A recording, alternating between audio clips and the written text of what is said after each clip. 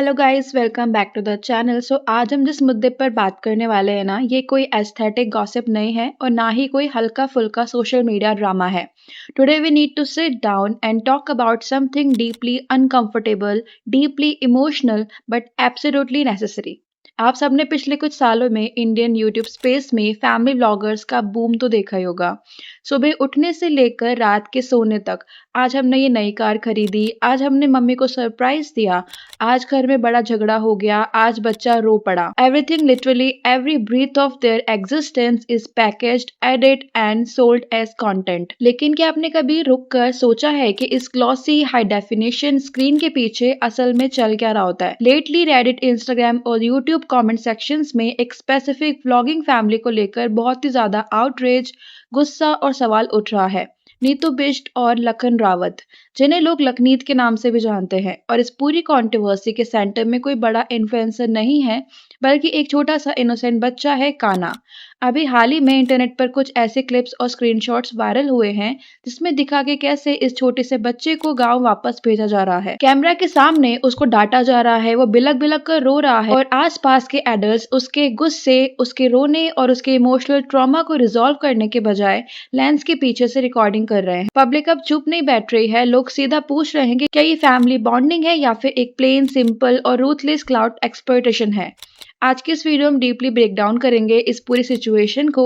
हम सिर्फ काना के केस की बात नहीं करेंगे, बल्कि उस पूरे सिस्टम को एक्सपोज भी करेंगे जो kids, pets, fake medical emergencies और स्टेज फैमिली फाइट्स के कंधे पर बंदूक रखकर चला रहे हैं।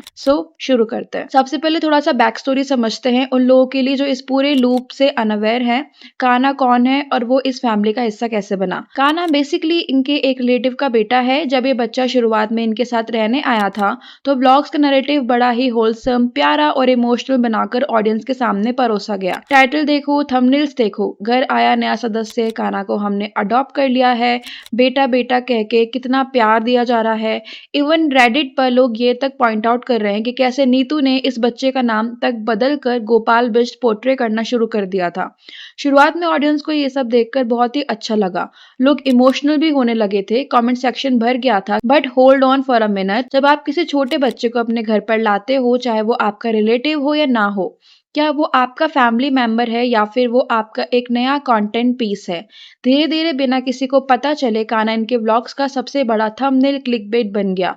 और ये ट्रांजिशन इतना सटल था कि आम ऑडियंस को समझ ही नहीं आया कि उनकी सिंपैथी का सौदा कैसे हो रहा है। सुबह का व्लॉग काना ने बदमाशी की, शाम का व्लॉग काना गया गांव। हर एक इमोशनल माइलस्टोन पर, हर एक छोटी मोटी गलती, बच्चे का गुस्सा, उसका रोना, उसका नाचना, उसकी हर एक प्राइवेट फीलिंग्स को 4K कैमरा में रिकॉर्ड किया जाने लगा। स्क्रीन पर ग्लोइंग टाइटल्स आते हैं, बैकग्राउंड में सैड या हैप्पी म्यूजिक लगाया जाता है और मिलियन ऑफ व्यूज बटोरे जाते हैं। सोचो, एक बच्चा जो अभी ठीक से दुनिया को समझता भी नहीं है, जिसे ये भी नहीं पता कि कैमरा क्या होता है और इंटरनेट पर कितने लाख उसको लोग देख रहे हैं, उसकी इनोसेंस को मॉनिटर करके मोनेटाइजेशन इनेबल कर दिया गया है।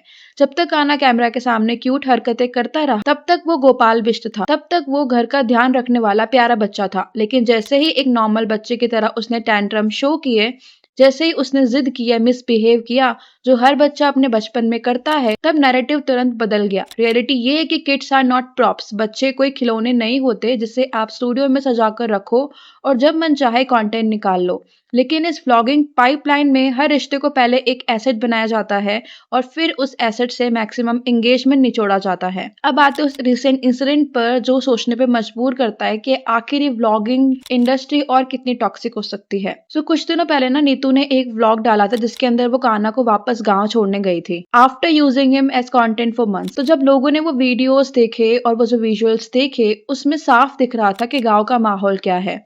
घर के बड़े लोग बैठे हुए हैं, काना बीच में खड़ा होकर बिलक बिलक कर रो रहा होता है। आसपास के लोग उसको समझा रहे हैं, डांट रहे हैं और इस सब के बीच कैमरा चालू है। हाई एंगल शॉट्स लिए जा रहे हैं, इमोशनल रिएक्शन कैप्चर किए जा रहे हैं और पूरे इंसिडेंट को एक सिनेमैटिक ड्रामा की तरह रिकॉर्डेड फॉर्म में रखा गया है। Just imagine the horror of that scene.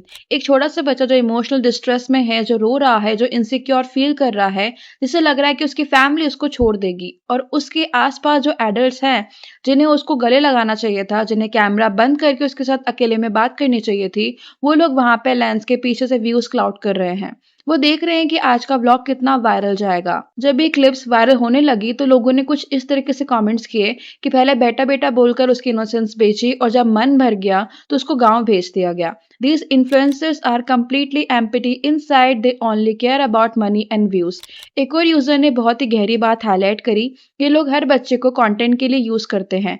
खाना के स्कूल का ट्रॉमा, उसकी प्राइवेट बातें, उसको कैमरा पर स्क्रॉल करना, चीप स्किट्स में यूज करना, चाहे किसी की भी शादी हो, कोई दुख हो या कोई रिलीजियस इवेंट हो, इनके लिए सब कुछ बस एक थंबनेल ही होता है। कुछ लोग ये कह सकते हैं कि अरे उन्होंने उसको परमानेंट नहीं भेजा था, वो तो बस उसको डांट रहे थे, उसको सुधारने के लिए डरा कर गाँव लाए थे। So all right, let's address that topic. क्या किसी बच्चे को डिसिप्लिन करने का तरीका ये होता है कि आप उसकी ह्यूमिलिएशन, उसका रोना, उसकी हेल्पलेसनेस को यूट्यूब और फेसबुक पर मिलियंस ऑफ लोगों के आगे सर्व कर दो? सोचो वो बच्चा कल को बड़ा होगा, वो स्कूल जाएगा, उसके फ्रेंड्स होंगे, उसके क्लासमेट्स होंगे। जब उसके दोस्त इंटरनेट पर जाकर देखेंगे कैसे उसके घर वालों ने उसको कैमरा पर थ्रेटन कर रहे थे, जलील कर रहे थे, उसके रोने पर एड चला रहे थे, तो उस बच्चे के दिमाग पर क्या इम्पैक्ट पड़ेगा? जब आप किसी बच्चे के इमोशनल ब्रेकडाउन को कैमरा में कैप्चर करके ब्रॉडकास्ट करते हो तो आप उसकी डिग्निटी को हमेशा के लिए क्रश कर देते हो। अब आप में से कुछ लोग मुझे कमेंट से बोलेंगे कि एक बार गलती से हो गया होगा, शायद उनका इंटेंशन बुरा ना हो।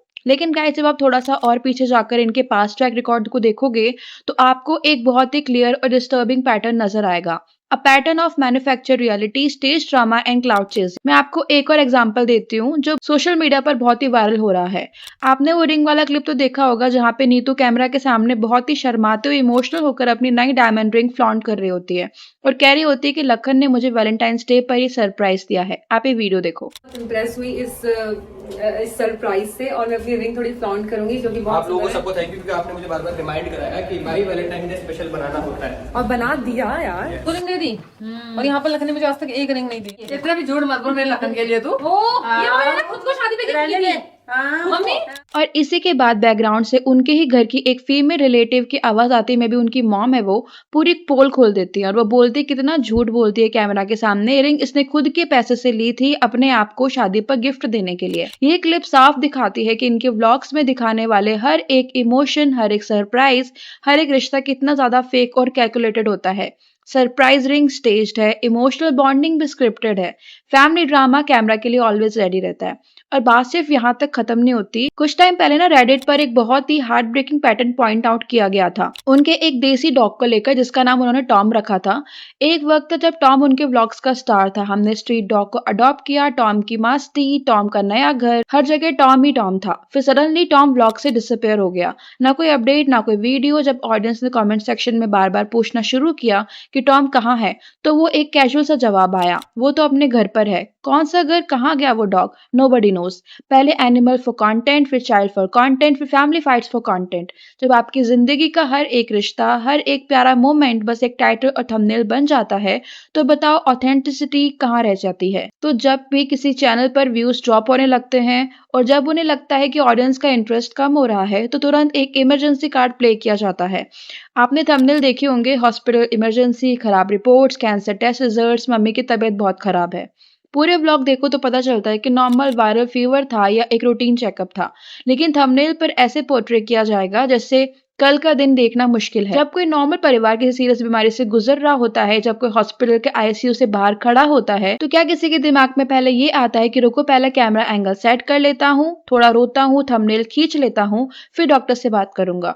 Obviously not. स्पेशली ऐसे पेन में इंसान कैमरा ऑफ कर देता है, लेकिन यहाँ पर हर एक आंसू, हर एक सलाइन बॉटल, हर एक हॉस्पिटल बेड एक प्रोडक्ट जिसे क्लिकबेट के रूप में बेचा जाता है। और जब कोई सेंसिबल व्यूअर कमेंट करके पूछता है कि यह बीमारी का मजाक क्यों बना रहे हो, तो तुरंत विक्टिम कार्ड निकाल लिया जाता है कि हमें टारगेट किया जा रहा है, हम तो बस अपनी लाइफ शेयर कर रहे हैं, लोग बहुत नेगेटिव है। This is the ultimate dual personality. Camera के सामने मासूमियत का मास्क और बिहाइंड द सीन्स एक fully calculated, cold hearted business model जहाँ पे आपके और मेरे जैसे व्यूअर्स का जेन्युइन इमोशंस को मोनेटाइज किया जा रहा है। At the end of the day guys, creator तो ऐसा कंटेंट बनाता रहेगा ही जब तक उसको व्यूज मिलते रहेंगे। पर सबसे बड़ा सवाल ये है कि क्या हम एज एन ऑडियंस क्या कर रहे हैं? जब हम ऐसे सेंसेशन थंबनेल्स पर क्लिक करते हैं, जब हम उनके फेक ड्रामा को देखकर कमेंट सेक्शन में सिंपैथी लुटाते हैं, तो हम उन्हें इनडायरेक्टली वैलिडेट कर रहे होते हैं। हम उन्हें बोल रहे होते हैं कि हाँ, और बच्चों को स्क्रीन पर लाओ, उनका रोना बेचो, उनकी प्राइवेसी सेल करो, हम देखने के लिए तैयार है। कान्हा के इस पूरे इंसिडेंट से बहुत से लोगों की आंखें खोली है। लोग अब समझने लगे हैं कि डेली ब्लॉग्स कोई होलसम रियलिटी नहीं है। They are curated, staged and often ruthless digital business where moral boundaries simply do not exist. Kanha एक छोटा सा बच्चा है. He doesn't deserve 4K cameras in his face when he is crying. He doesn't deserve fake subtitles on his tantrums. Nor does he deserve to be threatened on social media for views. वो deserve करता है एक normal childhood, अच्छी education, privacy और सच्चा प्यार, आगे बिना किसी रिकॉर्डिंग लेंस के। आप लोगों का इस पूरे मामले पे क्या सोचना है? कि आपको लगता है कि फैमिली ब्लॉगर्स और उनके चाइल्ड कंटेंट क्रिएशन पर स्ट्रिक्टर लॉस और गाइडलाइंस आनी चाहिए? अपनी राय नीचे कमेंट्स में जरूर बताना। अगर ये ब्रेकडाउन आपको जेन्युइनली थॉट प्रोवोकिंग और आई ओपनिंग लगा हो तो वीडियो को शेयर जरूर करना ताकि ये कॉन्वर्सेशन आगे बढ़ सके। चैनल को सब्सक्राइब कर लेना ऐसे ही अनफिल्टर्ड ब्रेकडाउन्स के लिए। मैं मिलती हूँ आपसे अगले वीडियो में, तब तक के लिए बाय, लव यू ऑल।